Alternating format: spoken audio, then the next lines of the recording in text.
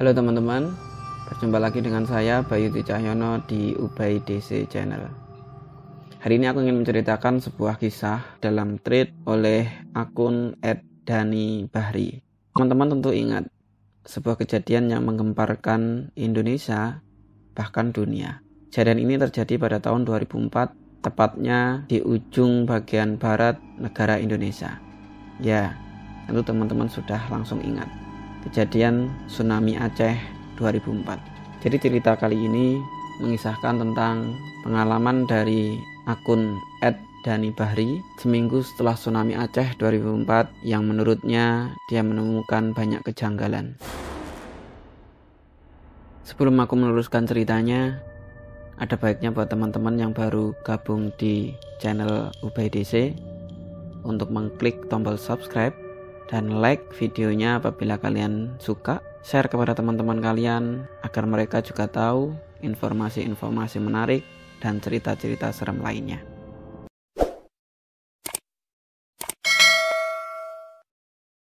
Mari kita mulai ceritanya yang diangkat dari sebuah thread dengan judul "Seminggu setelah tsunami Aceh 2004, aku menemukan banyak kejanggalan", dari akun Twitter @dani_bahri.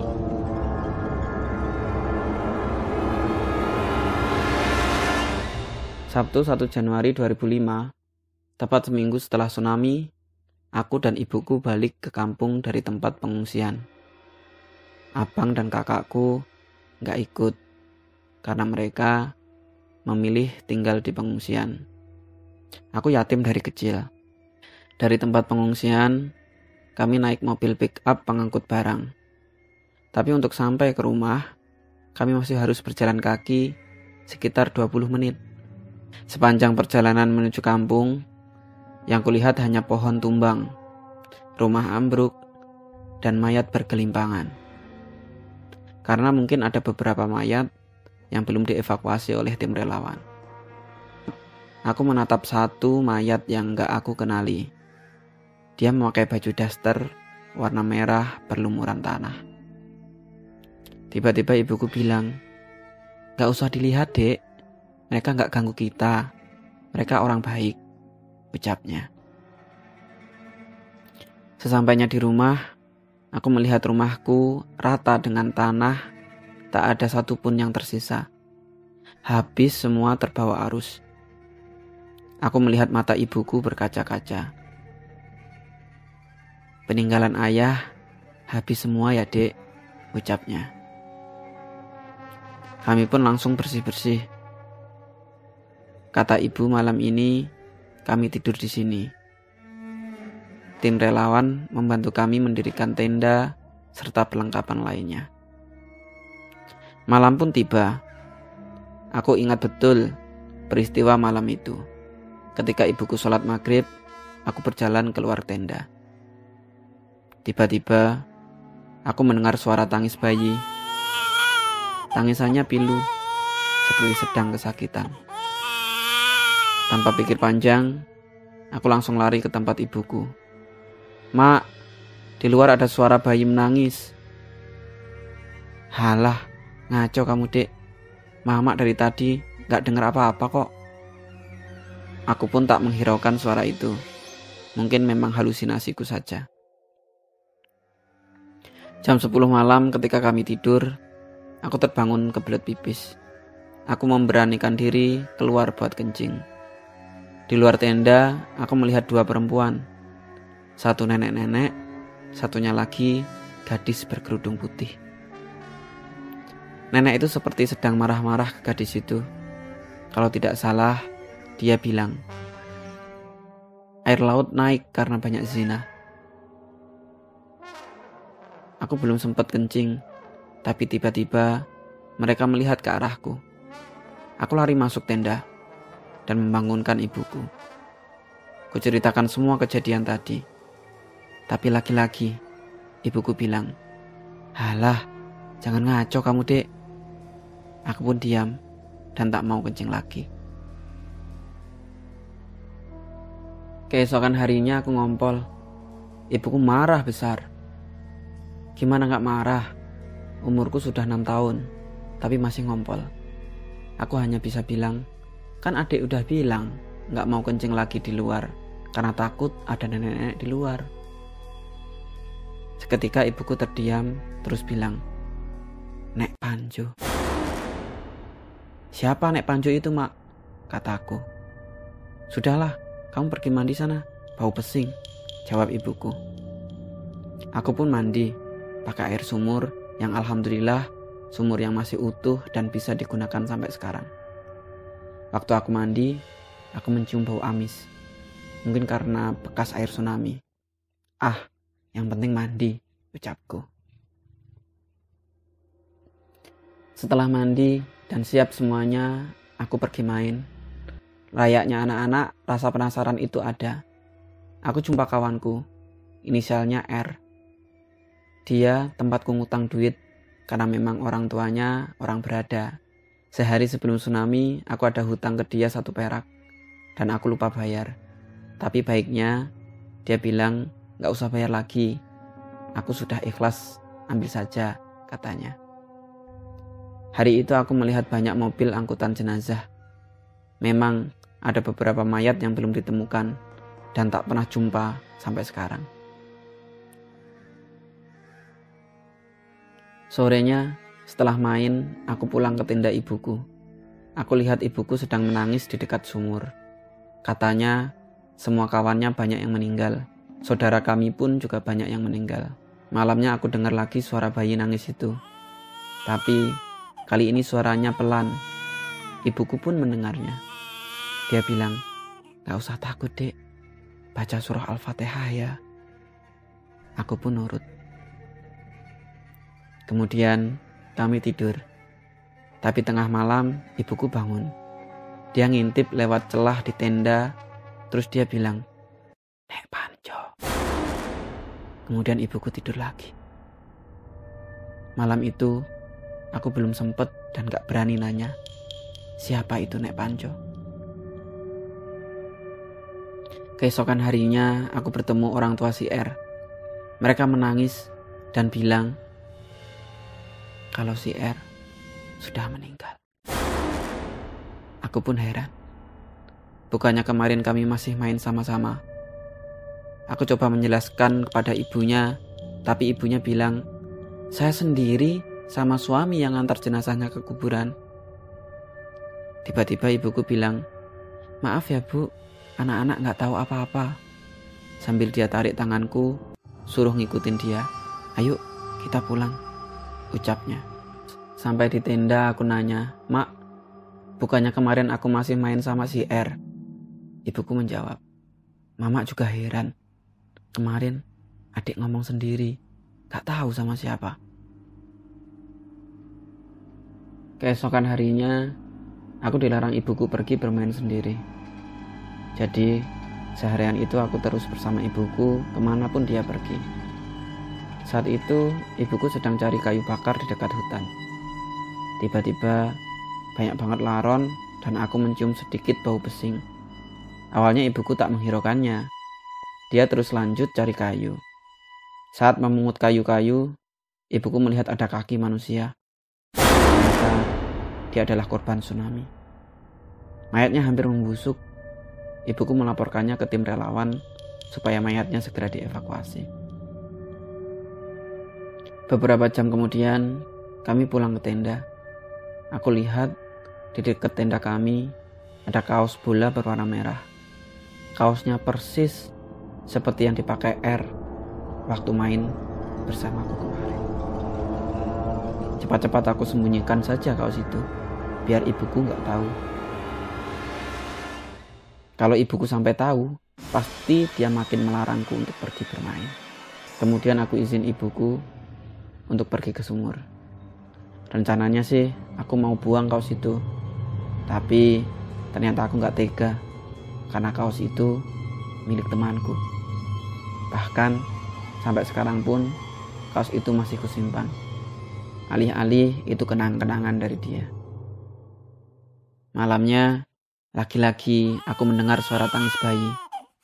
Persis seperti malam kemarin. Ibuku memperhatikan gerak-geriku dan dia curiga karena sepertinya ada yang kusembunyikan. Yang benar saja, aku malah langsung melihat ke arah kaos yang kutemukan tadi. Oke, aku harus jujur, ucapku dalam hati. Aku mulai bicara. Mak, tadi adik jumpa baju si R di dekat tenda. Baju itu yang dipakai pas kami main kemarin. Ibuku hanya tersenyum dan bilang, ya udah, simpan aja bajunya. Lalu malam itu aku memberanikan diri buat nanya ke ibu, siapa sih Nek Panjo itu? Ibuku cuma bilang, nenek itu orang baik dek, tapi belum saatnya kamu tahu. Malam itu nenek itu tidak datang. Esoknya aku mencuci baju si R. Aku cuci sendiri, aku jemur sendiri, aku lipat rapi, tapi aku tak mau pakai. Takutnya ibu si R lihat dan minta balik baju itu. Siang harinya, bantuan dari tim relawan datang. Mereka memberi kami makanan berupa makanan kaleng, mie instan, dan perlengkapan mandi. Hari itu juga, kakak dan abangku balik dari pengungsian. Mereka ke tenda kami, buru-buru kuceritakan semua kejadian aneh yang aku alami.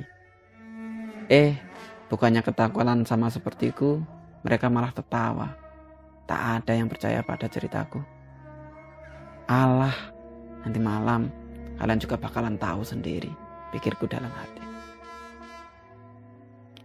Malam pun tiba, dan suara bayi menangis itu muncul lagi. Aku mendengar jelas suaranya. Cepat-cepat aku bangunin abangku. Bang, dengar gak? Dengar apa? Jawabnya. Itu bang, ada suara bayi nangis, ucapku. Enggak dek, apa enggak dengar suara apa-apa? Sautnya. Kami terus berdebat sampai ibu dan kakakku terbangun. Lalu ibuku tanya, ada apa? Itu bu, ada suara bayi yang semalam terdengar lagi, aduku pada ibu. Tapi ibuku langsung menatapku tajam. Udah tidur, ucap ibuku. Kami pun nurut dan kembali tidur, tapi suara tangis bayi itu terus terdengar di telingaku.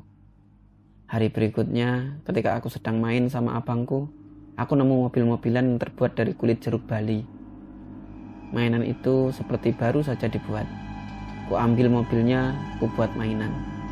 Sedangkan abangku dipanggil ibu dan disuruh ambil air minum. Mobil-mobilan itu aku bawa pulang ke tenda dan bagi tahu ke ibuku. Di tenda sudah ada abang, ibu, dan kakakku. Bu, aku ada mainan baru, teriakku. Semua menatapku. Aku bingung, kenapa mereka semua menatapku. Ibuku langsung menarik tangan kananku dan membuang mainanku. Aku dimandikan sambil dibacakan ayat-ayat suci Al-Quran. Aku gak tahu apa-apa. Aku bingung hari itu. Setelah selesai dimandiin, aku langsung lari ke abangku. Bang, tadi kok mainanku dibuang? Tanyaku. Mainan? Itu bukan mainan, dek. Itu baju daster merah yang bercampur tanah. Bajunya udah dibuang sama mama. Seketika aku langsung teringat dengan mayat yang aku jumpai dalam perjalanan pulang ke rumah waktu itu. Aku menangis sejadi-jadinya. Kakakku nanya, kamu kenapa nangis dek? Aku gak mau memberitahu mereka. Aku terus menangis sampai abangku memberiku mie instan. Aku makan mie waktu itu mentah tanpa dimasak. Maklum, namanya juga anak-anak. Kami kelaparan kala itu. Sorenya aku, kakakku, dan ibu mencari kayu bakar di hutan. Dan kali ini aku digendong abang. Aku tertidur di pundaknya. Aku mimpi ketemu dengan Nek Panjo. Dia bicara padaku, kamu itu cucuku. Jangan lupa ngaji dan sholat ya Ju. Tiba-tiba aku dibangunin abangku. Katanya udah sampai tenda. Malam tiba. Kuceritakan semua mimpiku ke ibu. Tapi ibuku tetap tidak mau menjelaskan siapa itu Nek Panjo. Namun tengah malam aku terjaga karena ada seseorang yang memanggilku dari luar.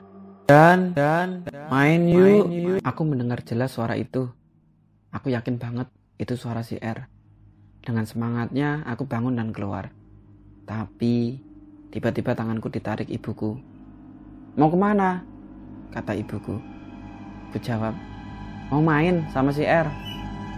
Semua orang terbangun, kemudian ibuku menyuruh abangku mengambil Al-Quran.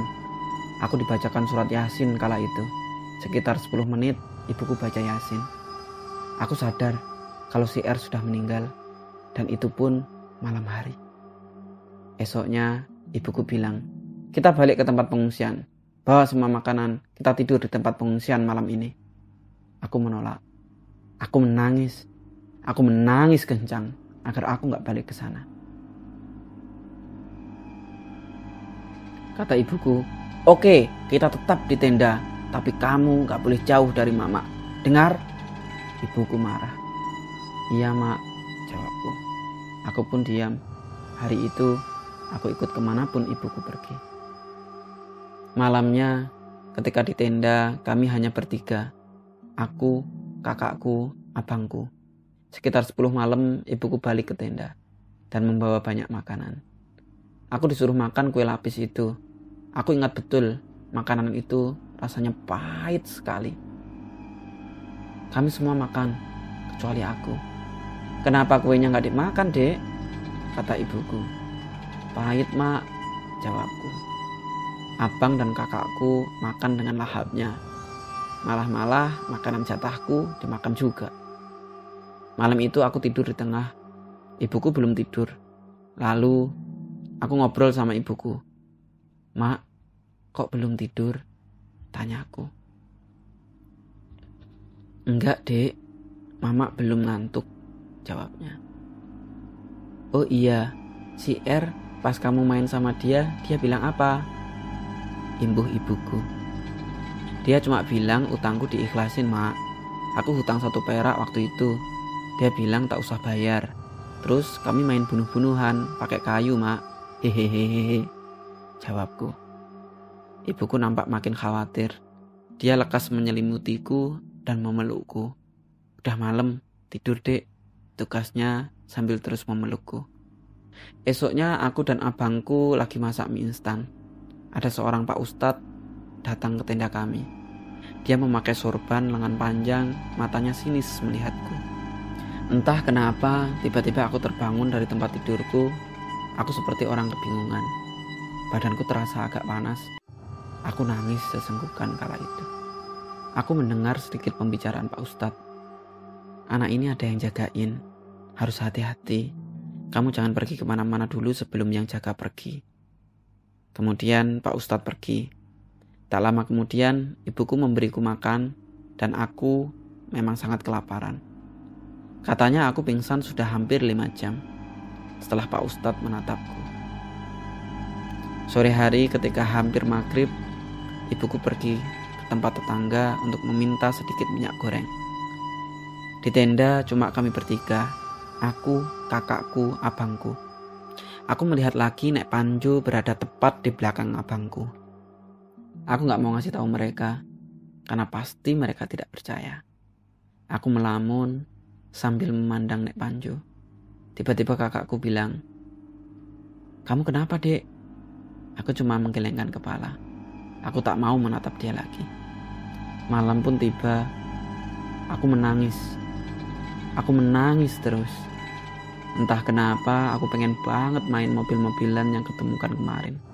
Ya, mobil-mobilan yang terbuat dari kulit jeruk Bali.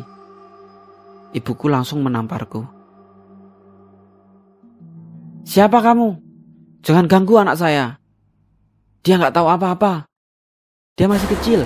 Aku pun diam malam itu. Badanku terasa panas. Ibuku langsung membawaku ke posko PMI. Aku segera ditangani. Mereka memberiku obat dan aku tertidur pulas malam itu. Hari berikutnya hujan badai. Tenda kami hampir roboh. Aku di dalam tenda tak boleh keluar. Aku hanya diam. Sedangkan mereka bertiga memegang penyanggah tenda supaya tak roboh. Hujan badai pun berlalu. Mereka mengeringkan semua perkakas yang basah dan aku tetap tidak boleh keluar. Hari cepat berlalu, malam pun tiba. Panasku naik lagi, tapi aku merasa dingin. Aku gak tahu apa-apa malam itu. Besok paginya aku diceritain kalau aku mengigo sambil panggil-panggil nama ayahku. Kata mereka aku bilang, aku mau ikut ayah. Di sini panas sekali. Ibuku langsung memanggil Pak Ustadz dan aku gak terlalu tahu kejadian malam itu. Paginya demamku sudah turun. Seperti anak-anak pada umumnya, aku suka lari-lari. Ketika aku main di sekitaran tenda, aku mendengar lagi suara si R. Dan main yuk. Suaranya mengarah ke laut. Main laut yuk, cari kerang putih. Aku tak menghiraukannya. Aku tahu R sudah meninggal. Dan aku teriak sekuat-kuatnya, gak mau. Kamu bukan temanku lagi. Tiba-tiba ibuku langsung memelukku dan membacakan surat-surat Al-Quran yang aku lupa surat apa kala itu. Hari itu juga abangku disuruh ibuku buat cari kakek janggot. Dia naik mobil pick up ke daerah kota karena memang kakek itu tinggal di sana. Kami memang akrab dengan beliau. Aku sering mainin janggutnya ketika sedang main bersamanya. Kata abangku, dalam perjalanan dia seperti ada yang ngikutin, seekor monyet tapi bulunya putih. Dia duduk di depan. Dia tahu karena lihat dari kaca spion mobil. Monyet itu loncat-loncat ke belakang mobil. Karena mobilnya sedikit pelan, dikarenakan jalan berlubang bekas tsunami, dia tak menghiraukan monyet itu. Dia mencari kakek janggot ke sana kemari. Lalu dia bertemu kakek di tempat pengungsian kota. Sebelum abang bilang maksud dan tujuannya, dia sudah tahu duluan. Adikmu ya, tukas kakek. Iya kek, jawab abang. Mereka langsung bergegas ke tenda kami. Ketika lihat kakek janggot, aku langsung memeluknya. Tetapi dia melepaskan pelukanku seakan dia sangat membenciku hari itu. Dia menatapku sangat sinis. Malam itu, kakek janggot bermalam di tenda kami. Dia tidak tidur. Dia duduk berjaga di luar tenda. Dia seperti sedang berbicara dengan seseorang di luar. Aku tak bisa mendengarnya. Aku tidak tahu apa yang mereka bicarakan. Aku pikir dia sedang berbicara dengan ibuku. Tapi ibuku berada di sampingku. Akhirnya aku menghiraukan kejadian itu. Besok paginya aku dimandiin ibuku di sumur. Ustadz itu datang lagi dan berbicara dengan kakek janggot. Kemudian entah kenapa mereka menatapku. Aku disuruh berwudu dan masuk tenda. Di dalam tenda hanya ada aku, kakek janggot, dan ustadz. Aku dibacakan surat Yasin. Sudah macam orang mati saja pikirku. Aku bingung hari itu. Setelah mereka selesai berdoa, kami keluar. Kakek janggot bertanya ke abangku, waktu kamu pergi ke kota menemuiku, apa kamu tidak melihat monyet berbulu putih? Iya kek, jawab abang. Itu adalah jemaah Nek Panjo. Dia orang baik. Dia yang menjagamu sepanjang perjalanan. Kemudian ibuku bertanya, anakku sudah lepas kek? Alhamdulillah sudah, jawab kakek. Mudah-mudahan tak ada yang mengganggunya lagi, imbuhnya. Tiba-tiba ibuku masuk ke tenda dan mengambil baju kaos merah milik si R. Kakek jenggot memegang bajunya, menatap lama baju kaos merah itu. Tapi aku merebutnya sambil teriak, jangan dibuang, ini milik kawanku.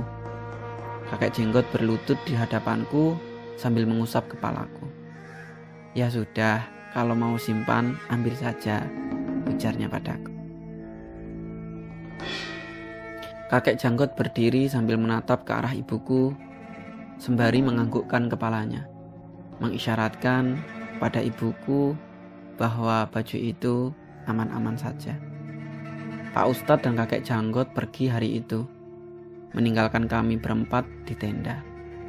Lalu ibuku bilang kepada kami bertiga kalau hari ini kami semua bakalan balik ke pengungsian. Tak ada yang berani bantah, termasuk aku. Di sana kami tidur di kamar yang luas. Tidurnya beramai-ramai bersama pengungsi lain. Semenjak hari itu, aku tidak pernah melihat kejadian aneh lagi. Banyak menimbulkan pertanyaan memang. Aku juga terkadang masih bingung sampai sekarang. Tapi aku tak berani tanya masalah itu ke ibuku. Setelah sekitar 6 bulan berlalu, kami balik lagi ke kampung. Suasananya sudah agak berbeda. Pepohonan sudah mulai tumbuh, laut pun sudah mulai jernih. Alhamdulillah, kami punya rumah lagi setelah sekitar 1 tahun tsunami Aceh terjadi. Begitu lekat di memori kami kisah pilu berpisah dengan keluarga dan sanak saudara. Tamat.